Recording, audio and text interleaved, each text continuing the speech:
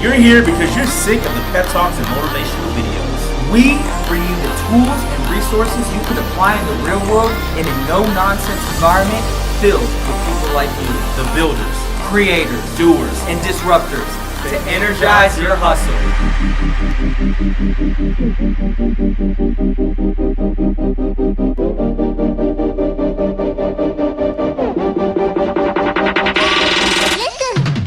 What up, everybody? Great Minds Nation, this is Christian. I'm Zach. Welcome to another edition of Set the Tone Sunday. I'm pumped as hell, guys. We have a great guest with us. This is Mr. Cameron Gallagher. He hails all the way from New Zealand. We're out in San Diego right now. Cameron, just give the audience a little bit about yourself. Who are you? What do you do? What's your story, man? All right, what's up, guys? What's up, Zach? Yeah, what's up, what's up, Christian? man? Great to be here. What's up? What's up, nation out there? So, my story is essentially I work with reprogramming the subconscious of people so they can become more successful. But the personal reason why I got into that story is kind of goes right back to when I was a kid, and as I was growing up, I had like two different experiences that kind of shaped me. So on one side, I was this just being real, I was kind of like a prodigy of a kid. I had a 16-year-old reading age when I was 6. Jeez. I was like, everything I would touch was kind of turned to gold. Yeah. And on the other side of things, I had this deep sense of inadequacy and feeling kind of worthless. And it was kind of this crazy experience that I wasn't really sure, I didn't really understand. And as a kid, I didn't really get it. And so as I grew older, I began to, eventually kind of get to teenage years and start to notice I was having some challenges with certain things, and I started to eventually kind of try to ask why, and it came back to me, and eventually it came back, and I started to figure some things out, and it came back to my father was really the kind of the core central point of the story. So basically I had an amazing mother and an amazing father, but my father went through an experience in his life which was just a total tragedy. So if there's a theme for people's lives, the theme that I would give for my father's life was a tragedy. And the reason why I say that is because he had a series of events happen from the age of about 15 through to about 21, I think 21, 22. And those events ended up being the things that defined him ultimately for the rest of his life. So my father ended up passing away from cancer at about the age of 55, which is about 5 years ago. That was how it ended for him. But the place that it started was he was a natural leader. He was the son of a successful, if maybe emotionally distant father, and he was the kind of just a bright natural leader, and he was always very well respected at school. He was like they had prefects in his boarding school or whatever. He was one of those. He was looked up to and respected by people. But what happened when he first began the story, he was 15 years old and his father passed away. So my father had 4 siblings, so he was five kids in the family, and so the kids are 15 years old. The father dies, and so now it's just the mother and the 4 kids. Now the kids were away at boarding school. They, had their own challenges with that situation. They weren't allowed to go out and see, it took a while to get out of the school, and so there's a lot of trauma happening at this point. And then, they managed to kind of get on with their lives and do their thing. And 5 years later, my father is over in Scotland, and he's over there with his... So he's 20 at this time? He's about 20 at his time, yeah. Okay. So he's now over in Scotland, and like he's still good, right? Father's dead, but whatever. He's taken on the mantle of being the son, the strong, the man of the house. Yeah. So this is even in more progressive times now, that will still happen, right? So yeah, a guy, if absolutely. the father dies, because he was the oldest. Of the children. He's the oldest of the children. Okay. So he's got 2 sisters and 2 brothers. Okay, so he's the guy. He's the guy. Yeah. Right? He's the oldest. He's gone through, he's a leader. He's taken on that mantle. So he's now over in Scotland, and he's driving home from an event one night, and it's in the morning, and the brother is in the car with him. One of his younger brother is in the car with him, his youngest, and he gets sunstruck. The car crashes. My father goes into a coma and wakes up 3 days later, and he finds out that he has a head injury, and the second is that his brother is dead. So he has been responsible for killing his brother in the car accident. And so he obviously is pretty torn up about this. And this is the first piece of where I've reverse engineered these pieces, right? So at this point, he's either setting the frame, setting the tone, or he's already beginning to, he's decided like he's just failed his family. Right. So he's failed as the man. So he's failed in his role as the man of the family. Right. So, but it begins to go downhill from here. So 6 months pass. Is he still in Scotland at So this he's time? in Scotland, yeah. Okay. So during the 6 month period. during the that 6 month passed. period, Okay. yeah. And so he can't face his mother, basically. Okay, so that's why he hasn't gone home. Yeah, so he can't, yeah. Okay. So it was either because of that or because he had work commitments there. I'm not sure which one of those two things is correct in the story, because I haven't been able to piece together every piece. He hasn't been able to, okay. But because he wouldn't talk about it. Yeah. So I had to piece together the pieces from other sources. So he ends up coming back to New Zealand, which is where his mother was, and the son that died was like her favorite, right? Like, to be real, it was her favorite. Youngest, yeah. So he was like the kind of the joker, the jester, the lighthearted one, and for some reason they related, they connected really well, you know what? And so it was devastating for her. She didn't deal with it very well. Right. She started drinking. She became an alcoholic, from what I understand. And within the 6 month period, she managed to develop a form of cancer. And basically, my father's on the way back. He's in, I think, Australia at this point. He has his flight back to New Zealand. And the 1 day difference, and the mother dies 1 day before he can get back. So, Man.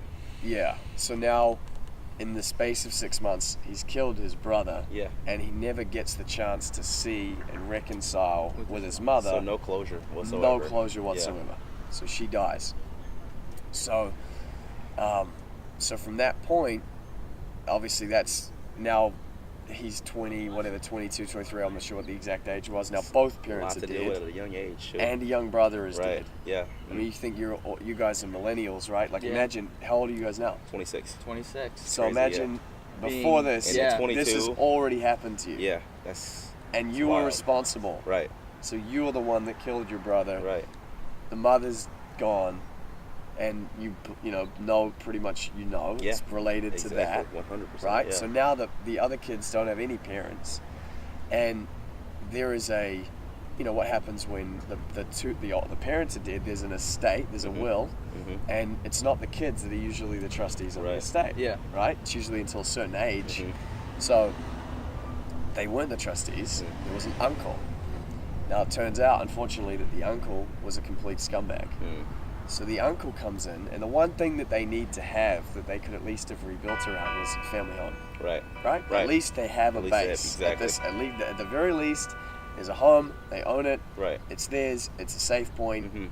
At least in the world, they can have some roots. Yep. So what's the uncle do? You know what he's going to do. Right. He sells the home. Right? And from what I understand, he sells the home, pockets most of the money, and he's off. So they get a small bit of money each, but they're how old? They don't know what to do with it. They've got no idea. Yeah. Absolutely no clue. And no guidance. No guidance. No idea what to do with it. And no comeback legally. Right. So they end up losing the family home. So now the family gets they get scattered, kind of go off in their directions or whatever. One of the sisters becomes estranged. So essentially, in the 6 month period, my father kills his brother, his mother dies, and the family home is gone. And that was all on him. His world's upside down, man. Upside down. And that was Upside all on down. him. Right. So he took it all on him. Yeah. As you would. Right. Right? He was someone that cared. He was somebody that was trying to be responsible and take that leadership role in the family. And from there, from the pieces that I've pulled together, his brother has shared with me that it changed him. Yeah. So after that, the thing that was noticeable was that he began to have these emotional reactions So he began to have this symptom of where something would happen and it would be innocuous. It would be, completely like, it just like, let's say, Christian, you're just sitting here and like Zach wrote something down on his pad. Yeah. That would Just boom, trigger something. Yeah. triggered, and now he's launching into this crazy anger spiral. Right. And he'd lose it. And it so, sounds like it was kind of like sporadic on. You didn't really know what was gonna. So you kind of Totally find yourself walking unpredictable. on eggshells. totally Yeah, unpredictable. uh-huh. So there was zero way of knowing, Yeah. Wow. and so that for me Right. created this crazy environment that I was a super sensitive kid, Yeah. super loving, Yeah. super open, Uh huh. very creative. Right. And so all I wanted to do was like run around and play and jump on shit Yeah. and Yeah. dance and like Yeah, be man. loud. I'm loud Yeah. now. I wanted to be loud Yeah, then, right? yeah. I was putting Queen, greatest hits of Queen on in my Bicycle. room on my little CD player, That's Ghetto awesome. Blaster, max volume, and I'm jumping on Yeah, the man. bed and I'm running around, right? Yeah. Like that was me. Right. But that was not okay. Yeah. That was risky behavior. Wow. I couldn't do any of that. Right. So I could do that when my father worked a job where he was on the oil rigs Uh-huh. in Thailand, which is crazy because I'd later end up traveling there. Yeah. Yeah. So I'd be for 6 months of the year, so we'd be month on, month off. So for 1 month I'd be home with my mom and it was amazing. I was free. I could do all this stuff. That's really cool. Okay. And then my father would come home and all of that would stop. So it sounds like at least how you felt as a kid was you had to suppress who you really were around your father. 100%. Okay. 100%. There wasn't. I grew up never feeling like he ever knew me. Right. He Wow. never really spent time with me. Yeah. And he never. The only way that it was acceptable for me to really connect with him was if I was working on the property. Mm. That, Okay. But In even what that, sense, like doing like landscaping and stuff. yeah, moving firewood and Okay. stuff like this. And I feel like that's probably because that was how it was with him and his father Right. or whatever, right? Yeah. But that's one thing. But the challenge was for me. It was the biggest challenge. Aside from that, the added challenge of that, like that would have probably been enough for me to be like, emotionally distant or whatever. But Right. the next piece was the unpredictability, and that the problem with that, the emotional, being emotionally disconnected. Okay, cool. You're gonna have to figure some stuff out when you get older. You're gonna have to realize that you would disconnect from your own emotions. Right. If that's your parenting style, if that's what your father was like with you, and as a kid growing up, you're going to be emotionally distant. Right. It's Yep. just how you're going to train Yep. because Yep. you're going to model them. Yep. So you're going to ultimately find it difficult to connect with your emotions. Right. You're going to feel like those emotions aren't appropriate or they're not right. And this is where a lot of guys are, right? Because Yeah. we obviously have, this is a pretty general pattern in Right, right, society. right. Yep. And so for a lot of guys, this is where they're at. But the challenge for me was that there was an added dimension of safety that wasn't there. So physical safety wasn't actually part of my equation. Was he like aggressive towards you? There was very few instances where, and not significant, right? So, for example, he wasn't beating me, Right. he wasn't abusing me Yeah. physically. But the unpredictability is enough to strike the fear that the he would. You unpredictability, never know. exactly. It was yeah. it was as though it was always on the table, Right. and any It was an option. Yeah. any Yeah. moment it could happen. Yeah. And because the thing is, even as a kid, you figure out that when he's in that state, Right. the hell he Secret. doesn't know He what's doesn't going to know, happen. right. There's no Yeah. way. You've got no Yeah. idea. How long would these fits last? They were, the intensity wouldn't usually last too long. Maybe it could just be 5 or 10 minutes. Okay. They would typically be followed by like a long period of silence, silent treatment, In or like, the family. yeah, and just tension, Yeah. right? Tension. There would just be tension in the Yeah. air. Yep. So I grew to be very afraid of the tension, Mhm. right? Like the tension itself was Right. scary to me. Absolutely. Even as an adult. Mhm. Like anything to do with conflict, Yeah. anything to do with any kind of tension Yeah. coming, I would disappear from Yes. that. I mean, Uh-huh. it was gone way before, like I would pick it up, Yeah. maybe going to happen Uh-huh. or coming at a great distance because Right. of course I learned to tune into Absolutely, it. So yeah. I learned to look for danger Mhm. all the time. Yeah. So I was constantly searching for that threat. Yeah. And that didn't go away. Like a part of my mind built itself to protect me, to look for that course. threat. Right. And what it would do is the way that it did it is it just made me silent. Mm. Which is totally opposite of who you Completely the opposite of who I am. But, So but what I want to touch on, it Yeah. made you silent, but Yeah. I feel like a lot of the root of how your dad associated with everything that happened was he didn't emote, he kept it silent. So very dangerous to like Absolutely.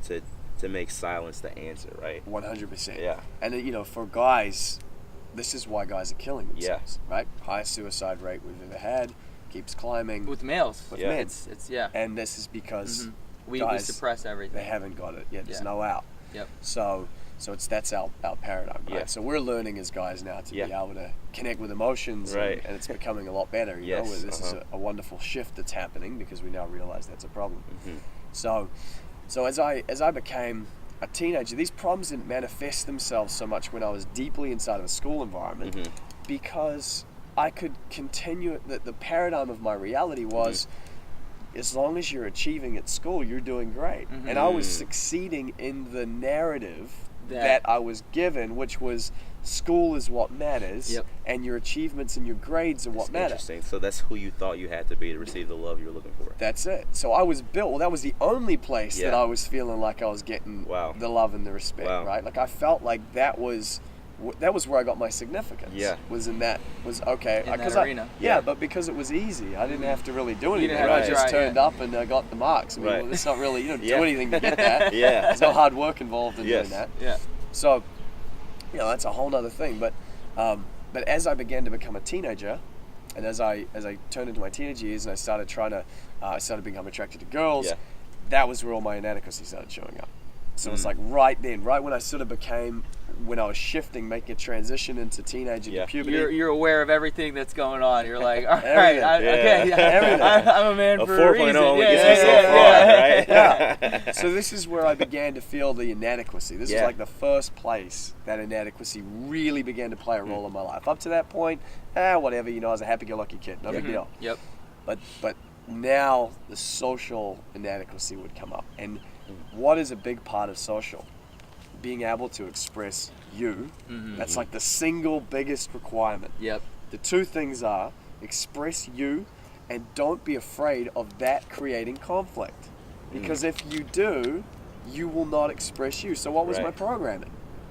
Don't express you. Exactly. Avoid conflict Yep. by not expressing you. The antithesis. So the of what you just opposite said, of yeah. what an effective strategy is Yeah. to develop through that stage. Yes. So what happened is I didn't develop through that stage. I struggled. And I struggled for nearly a decade in that stage because I couldn't present the real me. I had to present a fictionalized version of me. So I kept making fake versions of me to produce, to get approval From everyone else, but ultimately from my father is Right. what I It was stemmed looking from for. the- that's from where the it all father. Wow, roots yeah. back Exactly. to. But I could never get that approval Yeah. from my father because that had already happened. Right. And so I basically was just on it was just a cycle of insanity. Yeah. Wow. So I was continuously recreating versions of myself that I felt would get approval, but none of them were really me, and I You. couldn't be congruent. I couldn't just stay as me. Right. So we talk about this as well, which is just the mask. Yeah. We call it the mask, but even to Great Minds Nation, everybody in one sense or another wears the mask from Yes. time to time to morph into somebody that they either think they need to be, Yes. or to fit the social setting they Yes. might change for who they are. Yes. But in general, the idea is that at times you need to tweak. Maybe you need to up your professionalism, Yes. depending on the situation, or Yes. tailor your verbiage based on the group that you're around. But Yes. in general, you don't want to. You want to live 99% of your life in the express yourself version Absolutely. of yourself versus what you were doing, which Yeah. is 99% of the time stuck in a mask Yeah, that's that right. wasn't who you genuinely were. That's- And by suppressing yourself, Yeah. that's where, and we're going to get into it, Yeah. a lot of kind of issues arose. And Yeah. you want to touch on that a little bit? Yeah, sure. I mean, you talk about what happens when you do that, right? I mean, the first thing that happens is you get depressed. Yeah. It's you cannot do that and not get Right. depressed. Exactly. What is depression? Depressing of yourself. That is what it is. Yeah, absolutely. Right? It's straightforward. Straight up, yeah. When you do that, you will become depressed. Yeah. Because you have set so everything I look at now, the way that I've evolved to look at this is a lot of these things can be broken down to a clear logical pattern that's happening inside your brain. When your brain is given a clear instruction, which is what this is, your personality is an expression of is your natural biology, but also what you've been instructed to be able to be okay with and have permission to express. So when you shut that down, your emotion will rise up and the programming will come over the top and block it. And this is the thing. We don't understand how powerful our programming is. So we are able to actually hypnotize ourselves, and that will create a set of processes inside of your brain that will change how your brain functions. So instead of that emotion coming through your brain, coming out your mouth, being expressed through your body, and flowing, your brain shuts it down. But what happens to the impulse? Because it's not gone. Right. So somehow that impulse has to go somewhere. Okay?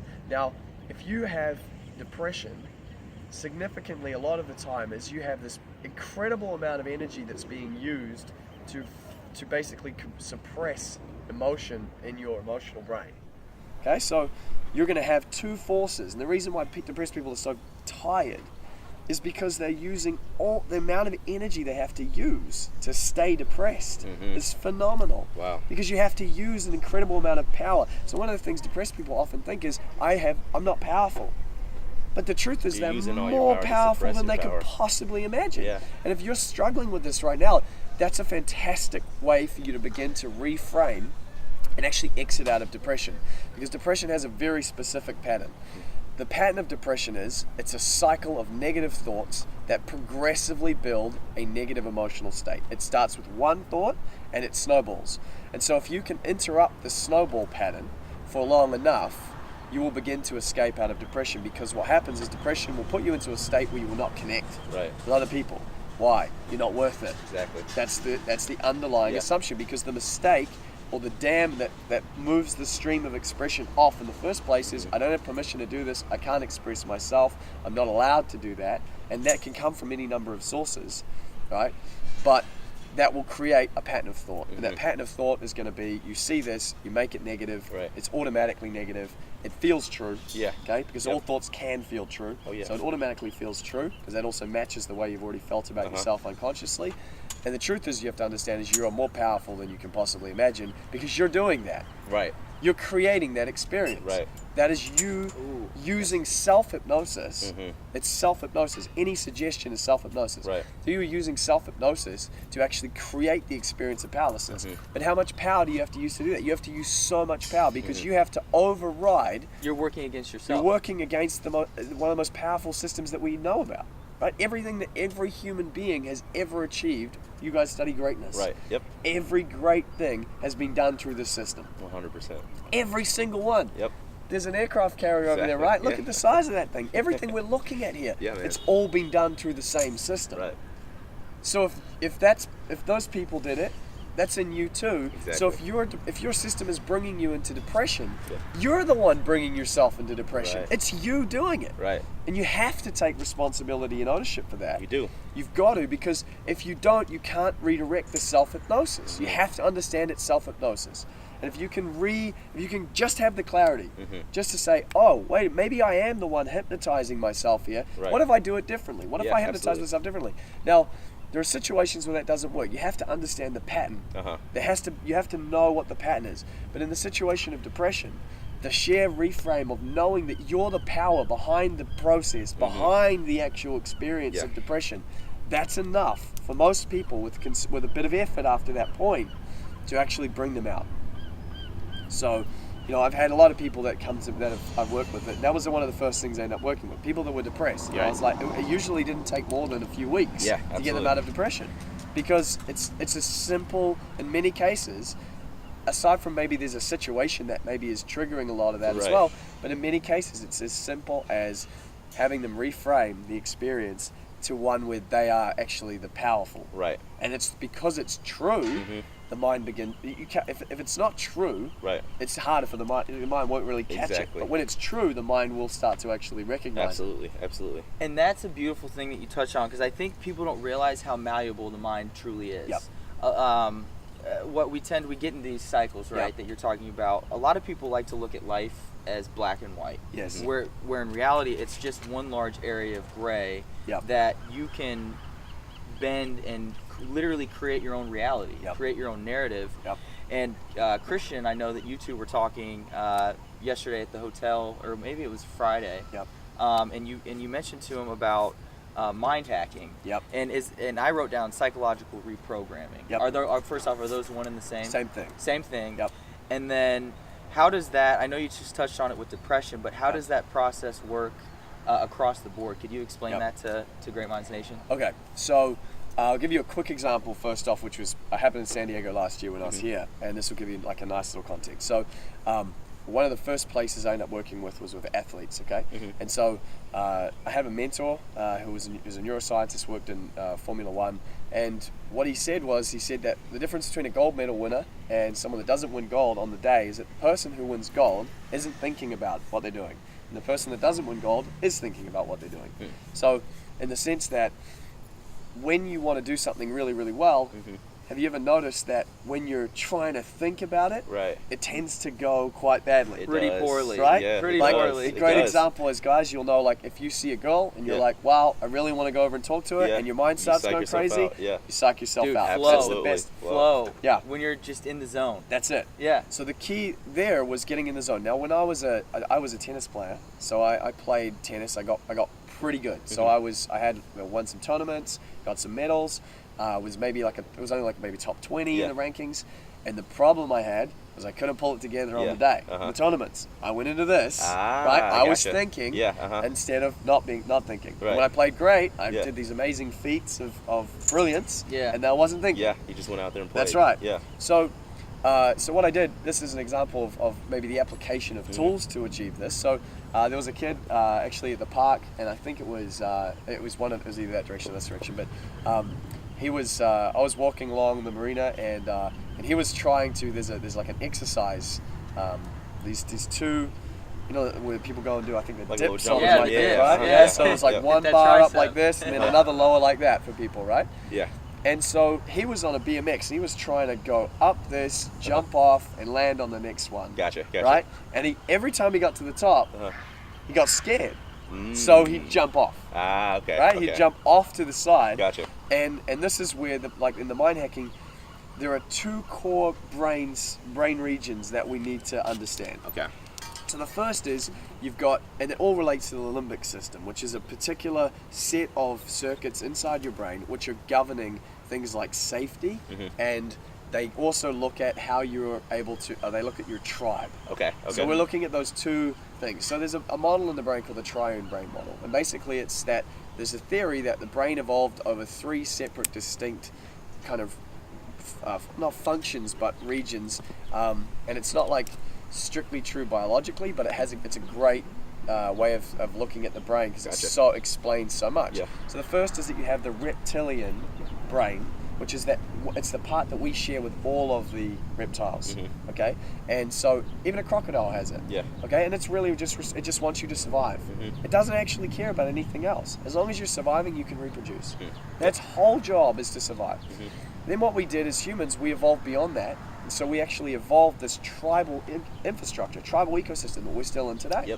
So all of us exist in tribes. It's like this fundamental part of human experience.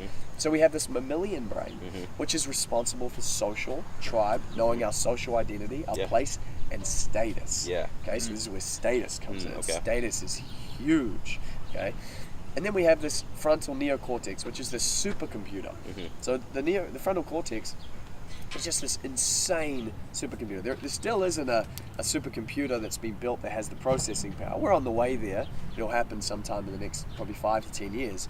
But we still don't have a computer. And this is just sitting inside our heads. So this is just one part of it. So these three are working all the time.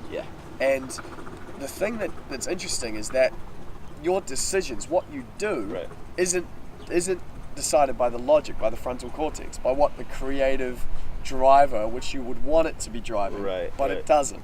So actually what happens is, if there's any conflict from either the mammalian or the the reptilian, those will override your frontal cortex. So the frontal cortex is the place of vision. It's the thing that wakes up in the morning and you look at your day and you go, you know what I'm going to do? I'm going to focus. I'm going to create that piece of work. Then I'm going to do that, and it's going to work together for this vision. It's going to be amazing.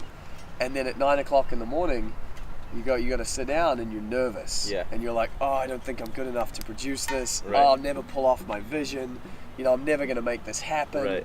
What am I thinking? right? And all that stuff starts to come up. And that's not logic. That's emotion. Yeah. That's emotion. And so the emotion is overriding your desire to be able to perform in a certain way. Right. So it's not happening logically. And the Right. thing with it not happening logically, and the problem people have with creating change, is they try to do it with logic. So they try to actually tell themselves, just do it different. Yeah.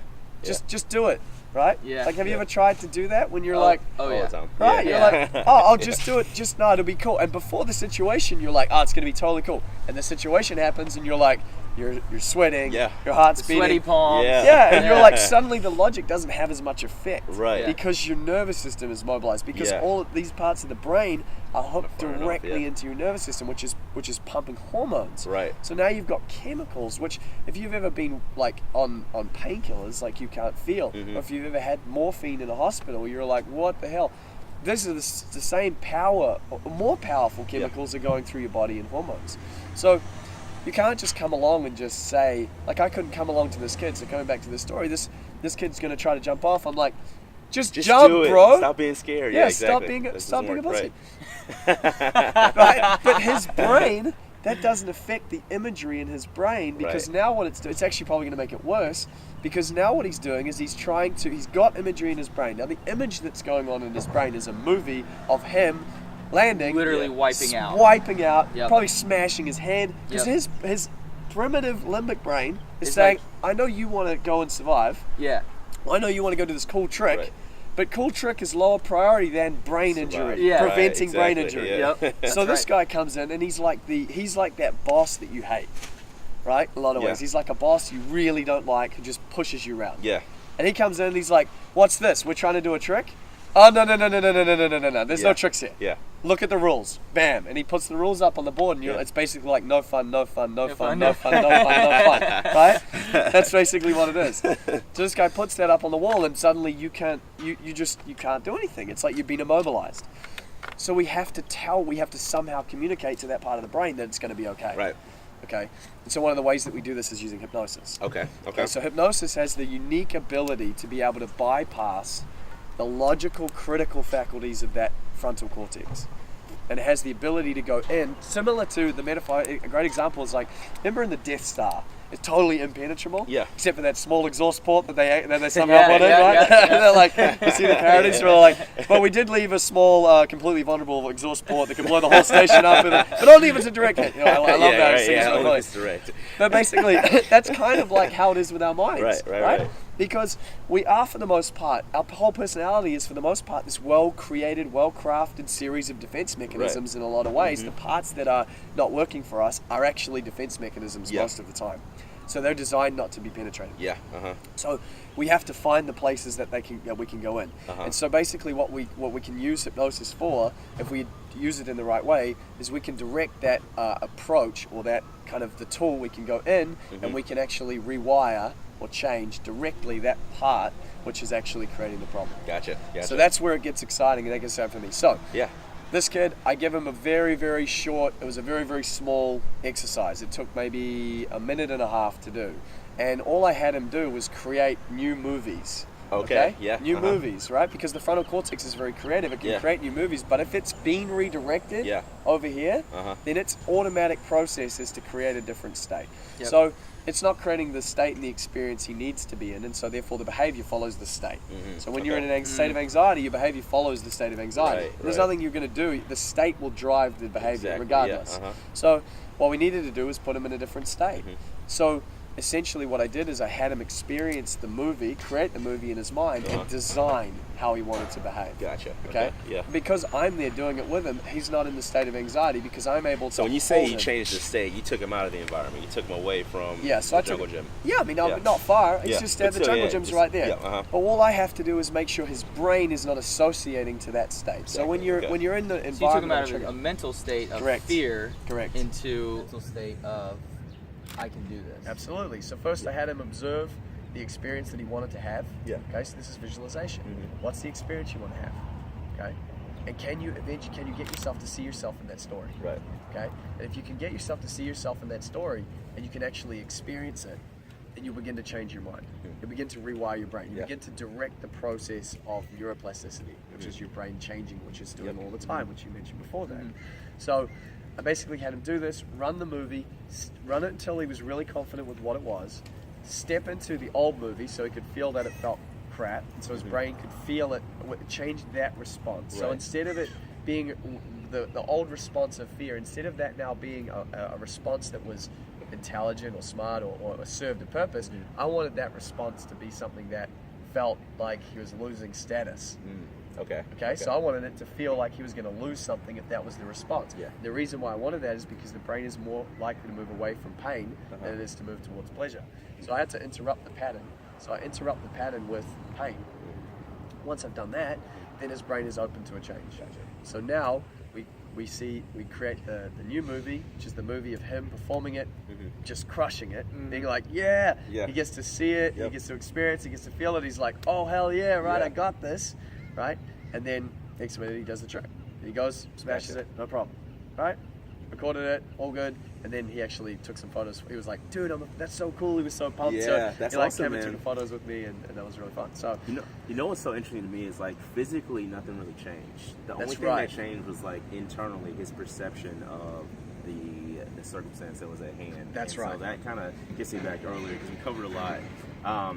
So you were a child prodigy, highly successful, highly accomplished, great grades, very successful. And so on the outside looking, you had everything. You were being who you thought you needed to be to get people's approval. On the inside, you use the word worthless. So you're on the inside, even though on the outside you had everything, on the inside you did feel worthless. So there was a shift. Before, even though you had high success, you were living for other people. Now you've kind of, matriculated into manhood. You're on your journey. There was a shift internally where you stopped living for other people and you start living for you. Walk me through that. What was that like? Okay, so I'm really glad you asked that question. And the basis of this comes down to this idea of worthiness. Okay. Of what? Worthiness. Yeah. And this is very tricky to pin down. Okay, because you can't know, how do you quantify worthiness? How do you mathematically, you can quantify your height. Right? You can quantify your weight. It's tangible. Worthiness is not. But worthiness is intangible. Right. And worthiness, I believe, is probably the number one thing that affects whether people will have the life that they want. Okay. Above all else, it's whether or not you feel like you deserve it. You have to feel like you're actually deserving of whatever success. Okay. So you'll see this in. This is different from, say, ethics. So I'll give you an example. Regardless of what you believe or know about, think about Donald Trump. He really does believe that he's worth having the success. In his mind, There's no question. But most people don't. So most people truly, and even I've found this in many cases, actually, I think especially people that are interested in greatness. There is usually some sense of, there's always some sense of inadequacy. Right? Definitely. It's like coming from our own, right? You guys experience that? Oh, 100%. So it's like, I found that often the people that want to change the world, for example, like they have this feeling underneath, which they usually feel quite unworthy. There's a part of them that feels really unworthy, right? And so there's like, they look at the world and they're like, but I want the world to be different. And there's this part that's just, it's like craving to be able to go out and express and to be that greatness and to have that expression. And there's always a part that's questioning, that's wondering, do I really have what it takes? There's always a motivator. And oftentimes pain and fear, because inadequacy is a pain. Absolutely. Or fear of rejection or whatever it might be. Even with a lot of high achievers, is what drives them forward. So it's not always a negative thing, but at the same time, the success that you achieve, if it still doesn't feel good to you, then that's where things need to change, where you need to make a change in your own life. So this is where, a big thing is we'll have often repeated patterns, right? Repeated patterns of behavior. And for most people, they try to work around them. Okay? So for me, to try to understand the worthiness, I came at it from an intellectual point of view for a real long time. It just didn't do anything. Right. So I had to learn how to develop that on an emotional level. I ended up building tools for that. Okay. So I ended up building like worthiness meditations that could actually have you experience your own worthiness and actually be able to directly bring your attention back to the experience that's already inside of you that actually has you feeling worthy and has you feeling more worthy. So that's a good state to be able to go to and to be able to come from. Right. So one of the things and the ways that so now I've built, you know, kind of worked out, okay, so how do I, now that I've kind of come through, I had to piece a lot of this stuff together, right? It wasn't sitting in one spot. Exactly. Like I had to go all around the world and talk to people all over the world to study it and find the piece that they had and the piece that they had and the piece that they had and kind of trying to bring it all together, which is what I've been trying to do now. So so one of the things was for the person in their day-to-day, there are times where, so give you some value, so that you can try to do this right away, right? And so you guys are trying to do this right away. There is if we break it down really simply, there are times and places where you're great, you're fantastic, right, and you can do everything fantastic. Because the problem with the modern conversation of psychology is it's too easy for you to start seeing yourself as damaged, right, and labeling yourself, right, which is what depression is, or this stuff. There's too many labels. So you do things great right now. And all we want to do, rather than trying to, like, in a lot of cases, rather than trying to like unpack and put you on a couch and all this and try to figure out, you know, what happened or whatever, right, you don't necessarily need to know that stuff. For on a just a high level, you can ritualize accessing your best self, and that's what this is about. You want to ritualize the process of accessing that very, very best version of you, and by ritualizing, what I mean is, you want to have certain practices that bring you back to that version of you, and then link that version of you to the events that are happening in your life right now.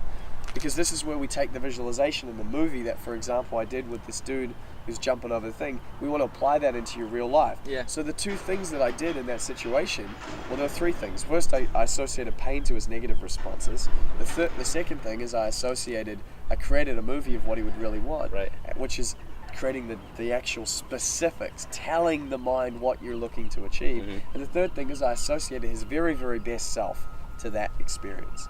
So now he's going to get the goal and he's going to get the experience of being his best self. And those two things are like, when you combine those two things, it's a very powerful set of motivation. For example, for you guys, if I had you guys, you can see your mind going there already, right? Because you guys are both smiling. Right? So, I'm excited. I know, Great Minds Nation, we're doing this after so more to come. And so the cool thing is, if you just followed along to that, your mind's already thinking, like you'll already be thinking you should be in place of possibility. Right. So this is where we need to get to, because your limbic system exists in the past. It's judging everything on what's already happened. Right. It's not giving you openings to these new experiences most of the time.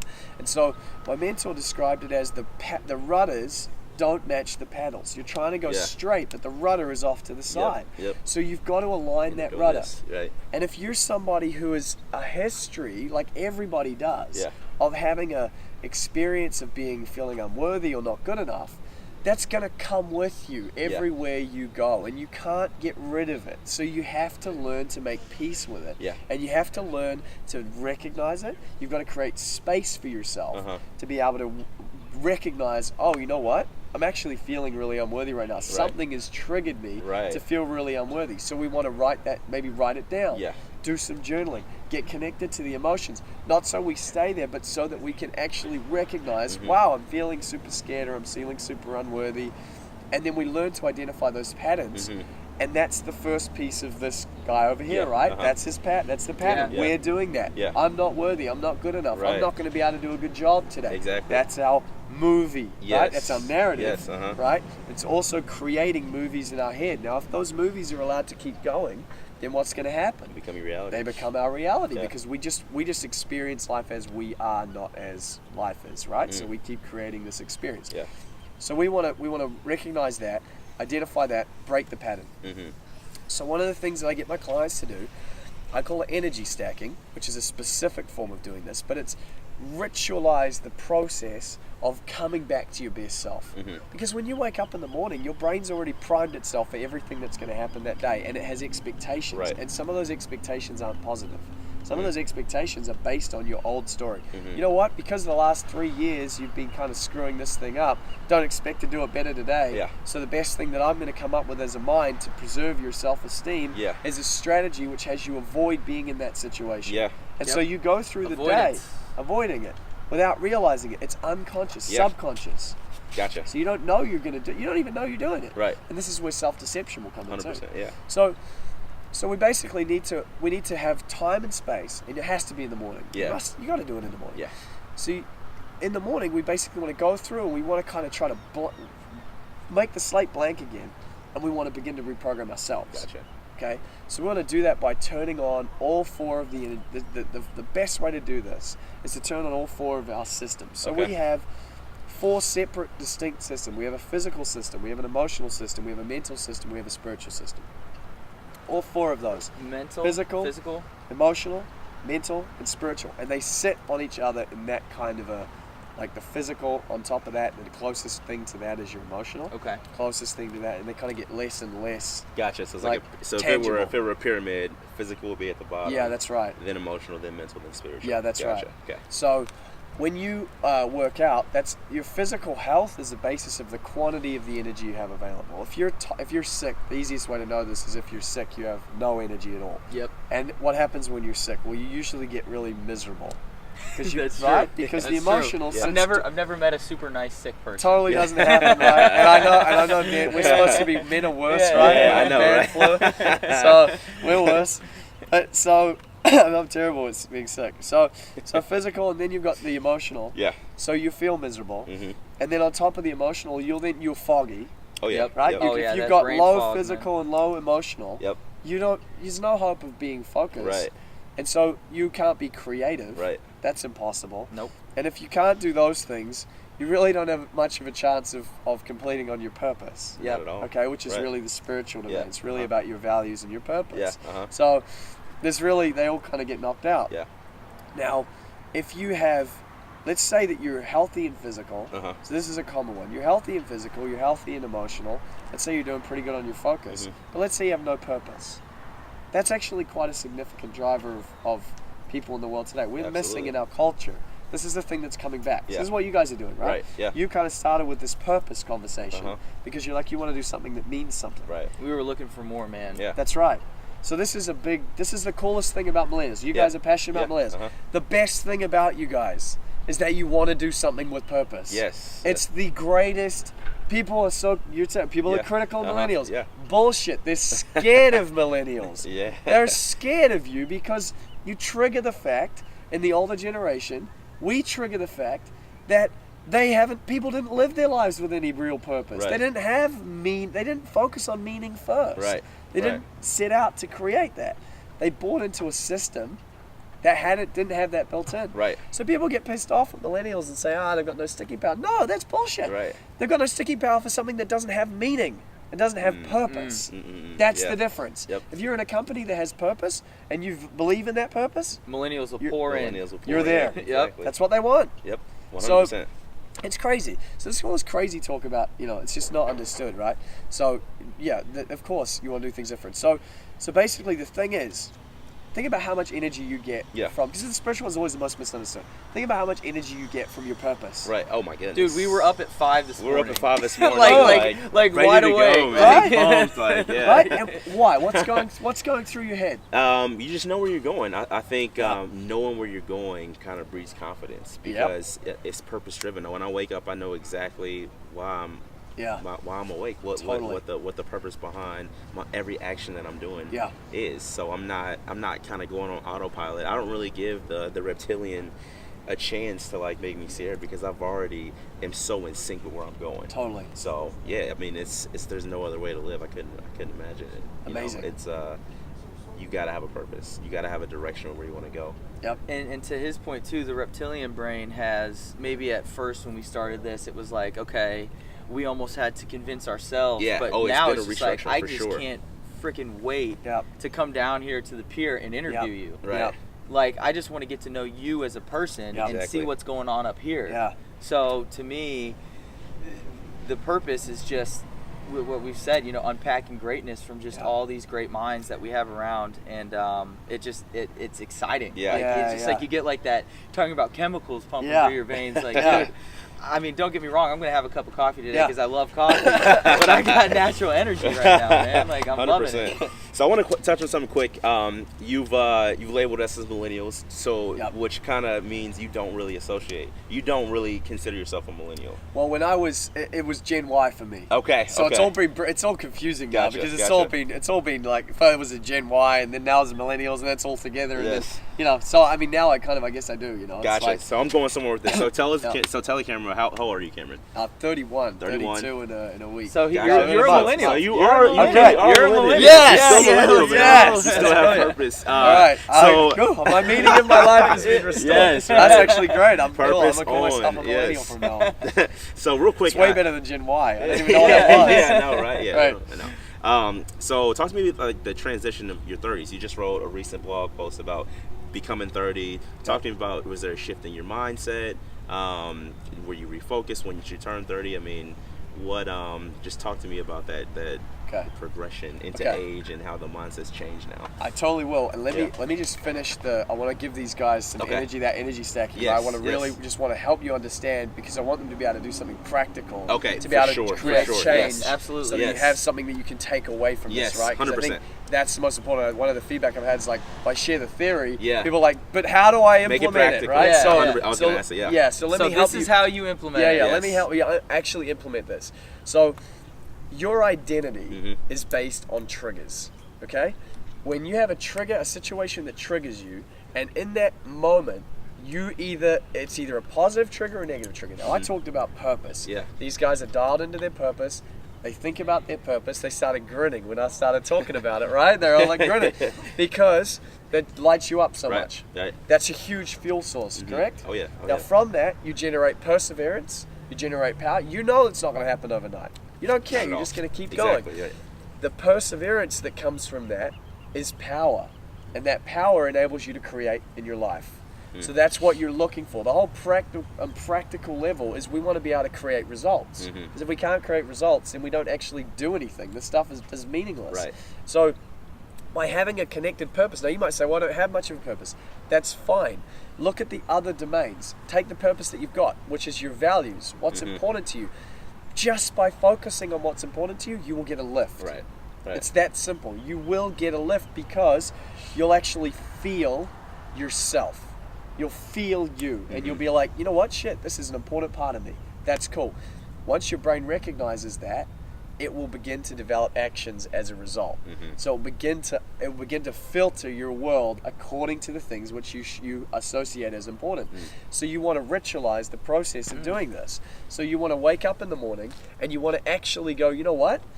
Suspend the disbelief for a second and be like, this is who I am and this is what I'm about. And I don't know how I'm going to create something out of that, but it doesn't matter because I'm certain about this one thing. Certainty is what is important. Yeah, it is. When I created that result for that kid on the balance beams, it was because of certainty. So the certainty can come from within. You're in control of what's going on here. The world you're not in control of. So you want to create a ritual that begins, a set of rituals ultimately, but a ritual that begins by connecting you with yourself and then build it into all four of these domains. Have your own identity show up in your physical. Go and do a workout. And as you're doing a workout, don't just do a workout. Do a workout, but integrate the mind into it and tell your system why you're doing it. And this is a tiny shift, but it makes an enormous difference. I promise you, when you get to the place in the workout and you're tired and you want to quit, but you know why you're doing it, you will push beyond that point with a much higher probability of success than you will when you don't. And what that will do is what? It breeds confidence because now you've pushed beyond a threshold. And the whole point of breeding confidence is to do things that you haven't done before.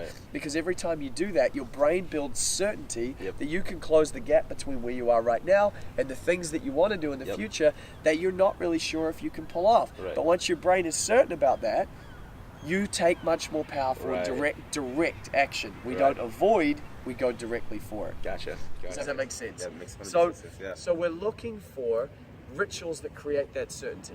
So physical, go and work out, but do it with a mentality, understanding front and center why you're doing it. I told you about triggers. Get songs that connect directly to your why. Okay? Directly to the most powerful pieces of your why, whether those are experiences in your past. So if you listeners, rewatch this and go through it, find experiences from your past, 3 to 5 experiences. It might just be one, but it's powerful. And that experience for you, it communicates everything about who you are. Okay? Like, for example, did you have an experience where you're like, I want to study greatness? Do you remember the moment? What about the moment you guys is there a moment where you guys were like, oh my God, I think we're excited. I think this is what we're going to do. I had a moment where I realized that I needed more. Okay, great. Right. Perfect. So let's take that moment. If I get you to, you know where you were, right? Yeah. It's vivid already. Yeah. I don't have to, so you don't have to think hard about this. Why? Every memory that's emotionally charged will come very quickly. Yeah. It's accessible very fast. It's filtered in a different category in your brain. Yeah, Different 100%. library. Fast It access is. library.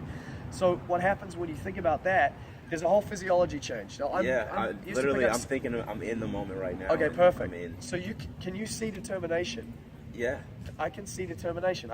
There's a physical posture here of determination that's emerged. It's gone from this. You're still relaxed, but now there's an intensity that's arisen inside of you. Yeah. So imagine if you're in the moment where you want that intensity, that you've got it anchored. So now, bam! In that moment, you go to that and you drive the focus Right. into that one place, Right. and you amplify your intensity on that. The same way that we use the structure of anxiety. What's anxiety? Anxiety is you focus on something which you don't want to feel or happen, Right. and you make it huge, and you immerse yourself in Magnify it, it, right, yep. and now you're totally anxious, Yes. and the whole world seems anxious, and you're Yes. in the state. Yes. Yep. What if you did the same process, but for this? What would you do in a gym when you're in that state? Crush it. Crush it. I swear you will. You will hit personal best, and you will do things that you didn't realize you could do physically. Now, the reason why I love to combine this with working out is because if you combine it with working out, what do you think happens? You break through a plateau. Oh, yeah. What does that tell your mind? I can do this. Exactly. It automatically begins to install a pattern of every time I think that I can't, it's bullshit. Exactly. Yep. And so if you ritualize that process and you keep going and you keep training yourself to associate that experience, it's not just a workout anymore, it's a psychological reprogramming tool. Right. So you're now training yourself to be able to focus on intensity, build up a state of intensity, break through a plateau, and train the identity of you as being someone that can break through a plateau. Gotcha. So I'll build this into a workout for people, and then at the end of the workout, you give yourself post-hypnotic suggestions, which basically means that you then tell yourself, you do your visualization in that state. In the state of certainty that arises as a result of breaking through those plateaus. And so when you do that, you're able to take all these systems, amplify them, connect to your why, Right. harness the why, amplify the power, channel that into a physical process, and then you can then visualize where you're wanting to go and Gotcha. make new movies. And that begins to retrain your whole subconscious to focus on to drives your focus in a habitual way onto the things that you want it focused on. Because if I get you to focus on all the times you fucked up, excuse my French, but all the times that you really, it's the easiest way to communicate that. Yeah. If I really get you to go into your failures, you'll feel sad, you'll feel depressed. I can 100%. make you feel that if I want to. Yeah. But that will serve only to put you in a physiology of non-excellence. Right. So we want you in a physiology of excellence when you're going to show up for your day. So this collectively is what you mean when you say energy stacking. That's right. I gotcha. So I want to Okay. stack my resources in physical. Yeah. I want to stack my resources in my mental. Yep. I want to stack my resources in the emotional. So this is even states of gratitude. Uh-huh. If I get you to anchor that state of that emotion, then what we can also do is build out your emotional range. Yeah, uh-huh. So you can take that state of determination, use it there, But then after it, go and put yourself in a state of amazing gratitude, Right. and then anchor that. Get a Yeah. song for that, Yeah. and ritualize it. Yeah. So now your process that you're going through, instead of it being like, wake up, what the heck is going on, and then you go down and you're like, maybe then eventually you get a coffee, and now it's like, okay, now I'm in the zone, that's cool. What if it was stacked so that you had this progressive building of power, Yeah. so that by the time you reach the beginning of your day, you've tapped you've trained, you've not just accessed, Yeah. you access, push through a boundary, and then training your psychology to focus on everything about you that's phenomenal. Yeah. So absolutely. now you're walking into your day, and now someone else is, compare that Yeah. every day to someone else walking into their day Yeah. that has got no awareness, they've not done any of this. Ah! Exactly. I'm amped right now. Exactly. You took me to that place. Exactly. You literally just like, Right? I'm so amped right now. So we talked about hormones. yes. Yeah. Right? In this state, you've got the hormones of status, you've got the hormones of confidence, you've got I like the it. hormones of Yeah. power, right? You've got the ability to look at your day and visualize it and say, this is probably going to be challenging, so I need to work with this. Right. I can visualize it, but I can see it, Yep. and I'm in more certainty now to be able to go through that than I was before. Yes, absolutely. So you want to actually, by stacking this, it becomes a habit, and it's so addictive Yeah. because it's flow. Yeah. It creates flow. So this whole thing I built to create flow, and flow ultimately is one of the most addictive things you can experience. So you want to build those. So Yeah.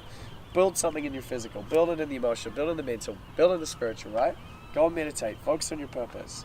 I And love it. Connect all those things together. Yeah. Do it every single day. Cool. All right, so I want to make it super practical for the audience. Yep. Just take me real quickly through your morning rituals, Yep. and then let's touch on physical, emotional, mental, spiritual. Maybe just one quick exercise that you do to kind of build to stack those energies. Yeah, well, mine is actually pretty much just like I described. Okay. So let's say it's wake up in the morning. Everything's pretty systemized. So it's like go to the bathroom, get a drink of water, Yeah. put some greens in the water. Yeah. So like powdered greens, Okay. because those are like phenomenal, and Yeah. you want to have that first thing in the morning. So you, Is this from like the- for your micronutrients? it's for micronutrients, Yeah. and it's for gut function. Okay, So gotcha. your health, basically, so much of your health is Yeah. relying on your gut. In your gut, yes, The sir. the cheapest and best biohack you could possibly do is to buy a thing of powdered. I've got fermented powdered greens Okay. right now, and fermented is amazing for various reasons. You can look that up. But fermented powdered greens, put that in water, and what it will do is facilitate a detoxification. So you're facilitating the detoxification every morning, and the ritualization of that means that your body gets it. It's on a period. It knows what's going, just like it knows what time you go to sleep and what time you wake up. Right. The next thing, obviously, you need to change your wake up time. Yeah. Every one of my clients tells me they can't wake up at 6 or 5 Yeah. or whatever it is, and every one of them that's done it, Can they do love it. it. Yes. Yeah. they all You're do an early it. And not bird, only man. that, That's but they end up yeah. loving it because they've never woken up and done this. Yeah, exactly. Once you wake up and done this is the best time of your whole damn Oh, day. yeah. Yes, Oh, You're yeah. never That's you right. won't feel as good as you Yes. do when you do this. You feel Yes. phenomenal. So basically, I will do that. That's maybe 15-20 minutes. And then I'm always experimenting, right? I'm always looking at like, okay, so what can Yeah, same. what works better? Yeah. What can I play around with here? So for example, recently it's been I would meditate I went through a period of meditating for 30 to 45 minutes, right? And then from there, then I'm going to get up. I go for a walk. During the walk, I'm priming myself. So during the walk, I'm going to be just really beginning to build new movies. Focus on the things that are going to happen in my day, kind of speak to myself about those things, change my focus around them, modify how I'm thinking about them a little bit, and really just look to create a different kind of set of movies. Then I'm going to go into a workout to finish, right? And the workout is really where you're going to go, you're looking to like really crush it, right? Now you can't do that 7 days a week, Right. because you need recovery time. So you have to do that. No, Yeah. I had to learn that because Yeah. I really like to do What, that. you gotta It was rest. so good. Recovery Yeah, is so it's very important. addictive. all three of us, I'm Dude, sure. stretching Yeah. is a cheat code, Stretching man. is a cheat Like, code. Yeah. So yeah, you want to go into some kind of workout, but either if you don't push it, you still need to activate your physiology. If you don't activate it, you're gonna be sluggish. Yeah, you're gonna for be sure, for off. sure, Your yep. mind's gonna be like, oh, what's going on? So you got to activate it, and that's with your breathing. Yeah. That's maybe just do some press ups or whatever it is to get yourself in that state, and then just doing more visualization. So connecting through and looking at that. What is it that you're looking at? What's being achieved? How have you gone through progress? And what I have is, this is built from the neuroscientist mentors. I have, he called it a winner's Bible, but basically it's like a big diary of everything that's in your life. So you might call it like a vision board, but it's sort of like got a lot of thoroughness around your strengths, your weaknesses, who you are. It's like you're looking at the best version of yourself. So that's on the front page of that, has a really nice photo of me, stuff where I see myself in my best light. And so every day you want to be seeing yourself in your best light, because you have to see yourself in your best light, 100%. because you have to do that first. So that the ritual at the end there will be looking at that, and then looking at what's been going on, maybe looking at progress, right? Building belief. So exercises to build belief by looking at the things that have gone well, the things that are working well for me. And I'll do this at night too. So what's been working well? How did I feel really expansive? Right. How can I feel grateful about today? And the goal is to build up that emotional resilience, emotional power, so you've got a lot of energy in the system. So that's sometimes 2.5, 3 hours. I get up at 5:30 every day. I never thought I'd get up at 5:30. It's crazy, but it's easy. Yeah. So now that you've touched on the energy stack and told people about what you do, how about let's introduce just real quickly the High Impact Man Summit. Why don't you tell Great Minds Nation a little bit about that? Cool. So this year I had this idea to bring together other men who were doing really amazing and interesting things, right? Who were looking to make an impact. Yeah, absolutely. So I wanted to talk to guys who weren't just focused on success for success's sake, or making money for making money's sake. I wanted to talk to guys that were out there making an impact in the world. And so brought together these guys. We had 30, I think, conversations, and they were very, very powerful. They're amazing. And we just talked a lot about purpose, about what it is to be a guy today, and about some of the challenges that has, and why we want to be focused on making an impact, and just like how to do that better. So people were just sharing their unique piece of what they've kind of learned or what they've mastered that can facilitate in that process. It was really, really powerful. We had about 30 really great conversations, awesome, amazing coaches, amazing guys sharing their wisdom. That's awesome. And do you think this is going to be something that's going to go on next year? Because I know it just took place. Yeah, so I think I'll look at it next year and we'll see how that goes. There's probably a pretty good chance that we'll do it again. Yeah, it was just heaps of fun. It was great meeting people. I'm actually here in San Diego because of that summit. Because Nicholas, whose event we're at now, that's awesome. He was on the summit. That's awesome. So real quick, just to tie that point in. So obviously, the goal is to be around like-minded people who are kind of connected with the same purpose and who are kind of go-getters and along that. How important is it to surround yourself around those types of people? In order to cultivate, the self-love that we've talked about and everything else in terms of your mindset and how you see yourself. Yeah, that's a great point. It's crucial. Yeah. I mean, it really is. So everyone's heard the saying, you're the sum of the 5 people you surround yourself with. And this is why it's great you guys are doing what you're doing, right? Because you're seeking out ways to learn and grow from being around people that have refined some things. There's a transmission that happens every time you're around something. Your mind automatically is built to adjust yourself to fit in with your tribe.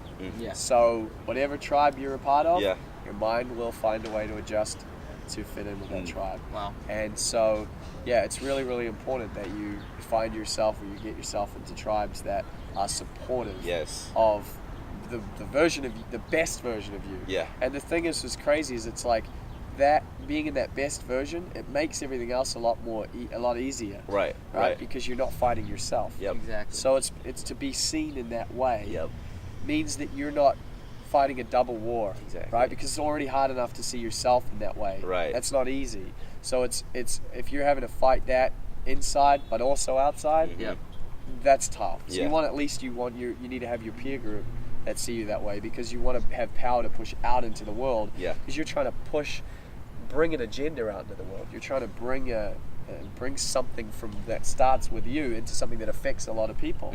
And consider what kind of power and influence that takes to actually make happen. It's a lot. Significant amount of power and influence. So the last thing you want to be doing is fighting the people who are around you. Trying to convince them that you're this version. That's like a complete waste of energy. And not sustainable at all, man. No. Not sustainable. No. Sooner or later, like, the proof's in the pudding. The real you is going to come out. Totally. Yeah. That's a great question. So, Cameron, to the camera, to Great Minds Nation, everyone tuned in. There's people right now watching this episode that have greatness inside of them. They know it, but they might be in a place where they're not where they want to be. So, what's your one biggest piece of advice to somebody who's ready to go on their path to greatness, Yep. to step into their purpose, Yep. and really begin to live the life of their dreams. Yep, absolutely. So I'm going to give them 2. That's all fine. I'll Hey, give. Hey, that's man, two. this is all right. This man Give me two. gives double. All right. Bonus alert. All right. Yeah. So I'll give you 2. So the first is you've got to create space every day for you to experience yourself at your best. You just have to. So that's the creating your morning every day. Just do that one thing, and it will create such a significant shift for you over time. It's one habit that you just have to put in. So put that habit in. And the second thing is do everything you can to find people who will support that best version of you. Do everything you can to do that, because it's impossible to do this alone. Right. It's impossible. 100%. You don't know enough. You just don't know enough. 100%. And so you need to be around those people. And if you're not, then it'll be difficult. So really channel your power into building that network and helping other people so you can build that, and it'll serve you very well. Yeah. Great Minds Nation, this was another edition of Set the Tone Sunday with Cameron Gallagher. Reframe your brain to reframe your future. We'll be bringing this to you every Sunday until the day we die. Yeah. Set the Amazing. Tone Sunday. Love you guys. Thanks, guys. Bye.